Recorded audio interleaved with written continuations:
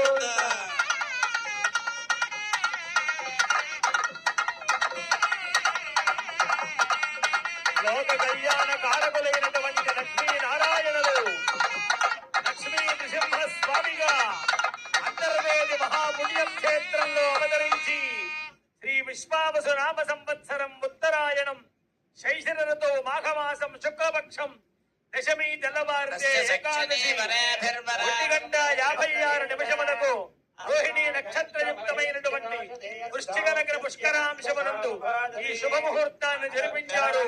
అందరికీ కూడా శుభం కలుగుగాక. లోకా సమస్తాః సుఖినో భవంతు. గోవింద.